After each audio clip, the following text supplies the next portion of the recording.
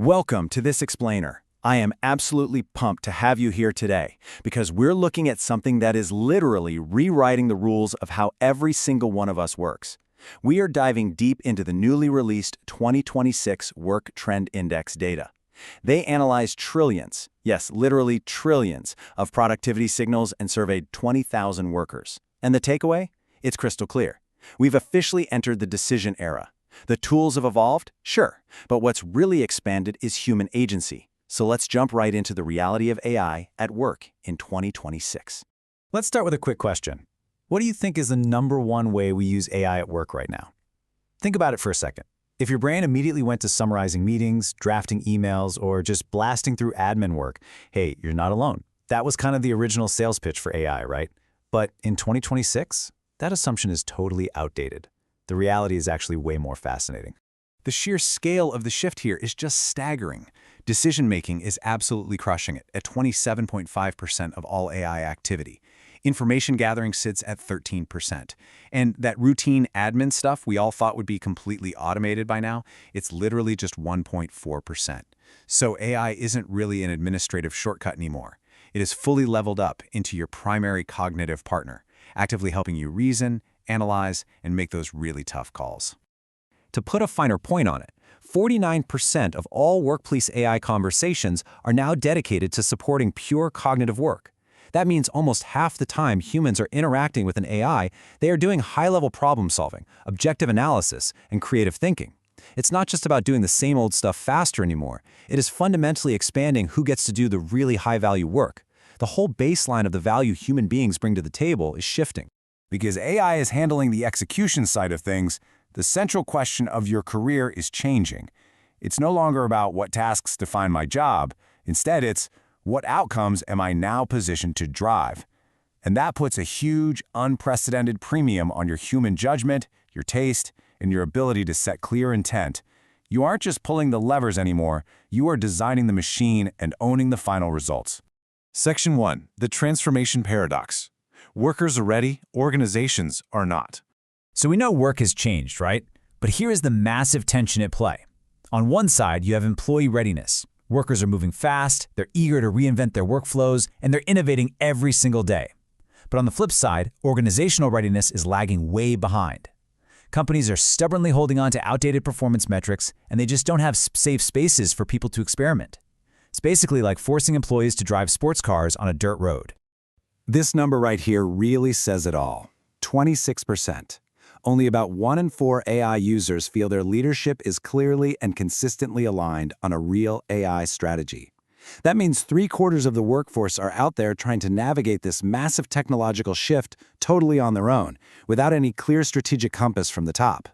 And the data paints a pretty stressful picture of what that friction looks like on the ground. 65% of workers are terrified of falling behind if they don't adapt, but then 45% feel like it's actually safer to just stick to their traditional goals instead of redesigning how they work. Why? Well, because a tiny 13% are actually rewarded for reinventing their work if they happen to miss those immediate old-school targets. The push to transform is just violently colliding with the pressure to perform the exact same old way. It's a total recipe for instant burnout. Systems don't just magically fix themselves, you know? They have to be redesigned. Section 2. Rise of Frontier Professionals. The top 16% of AI users. Despite all that paradox we just talked about, there is a new class of worker breaking through. We call them frontier professionals. These advanced users don't just use tools, they completely blow up and rethink workflows. They build complex, multi-agent systems. But here's the absolute kicker. They outright refuse to outsource their critical thinking. They know long-term success means keeping their own cognitive skills razor sharp. They're the ones who intentionally pause before a task and say, okay, what exactly should the AI do here and what must I handle myself? So what human skills are they doubling down on? Well, 50% say the most in-demand skill is quality control of AI.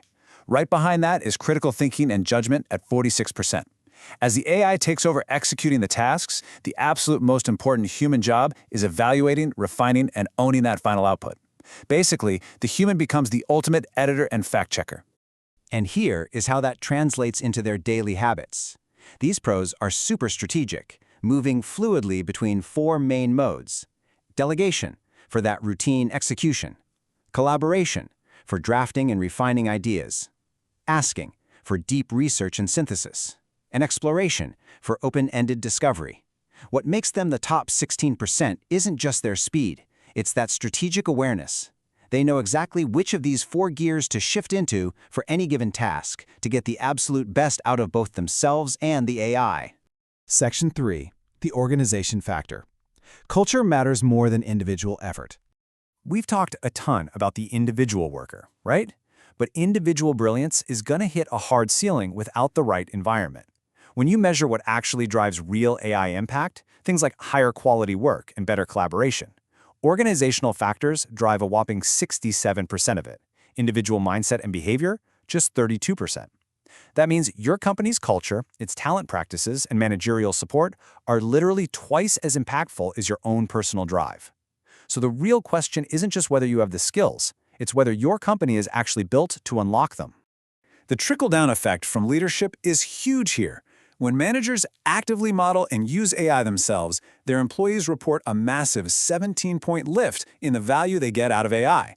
When a leader creates psychological safety, openly experiments, and uses the tools right in front of their team, trust and readiness just completely skyrocket. It is leadership by example in its purest form. Section 4. Becoming a learning system. The blueprint for the modern firm. So how do companies actually fix this disconnect and become the blueprint? First, we need to grasp the sheer scale of what's happening under the hood. 15x. That is the explosive year-over-year growth in active AI agents running inside the Microsoft 365 ecosystem. And get this, for large enterprises, it's actually 18x. As these agents take on more and more execution, they are throwing off this massive, incredibly valuable exhaustive signals about what works and what fails. A true learning system captures those signals. These frontier firms treat AI as a core structural advantage. When someone on the ground finds a local win, the company actively captures it and scales it for everyone. They bake those fresh insights into shared routines. They rigorously document their workflows, noting exactly where the human handoffs happen. And crucially, they build really robust evaluation infrastructure to keep quality control high at scale. Basically, they continuously learn from their own day-to-day work. By doing all this, they build something absolutely priceless, owned intelligence. This is the institutional know-how that compounds over time. It's totally unique to the firm, and it is almost impossible for a competitor to replicate. Owned intelligence is, without a doubt, the ultimate competitive moat of 2026. The organization that can learn from its own internal work faster than anyone else is the organization that wins. Getting there means you have to do some coordinated reinvention across the entire operating model. It takes a village. Employees have to re-architect their work around setting intent and reviewing outputs. Leaders need to completely redesign business processes around outcomes rather than just checking off tasks. Meanwhile, IT has to step up and build the secure infrastructure to run agent operations at scale. And finally, security has to embed trust and auditing right into the foundation of the system. All 4 pieces have to move together in perfect harmony. Which brings us right to the core philosophy of this whole decision era. The research sums it up perfectly. The opportunity is to build a place where agents amplify what people can do, where human judgment stays at the center. The AI does the heavy lifting on execution, sure, but human beings hold the agency, the taste, and the judgment. We are right at the center of the work that matters most. As we wrap up this explainer, I want to leave you with a lingering thought to chew on based on everything we've looked at today. You know your own capabilities are expanding. You know the technology is ready. But look around at the systems, the culture, and the leadership at your company. Will your organization learn fast enough to keep up with you? Think about that when you log in tomorrow morning. Thanks so much for exploring this with me today, and keep asking the big questions.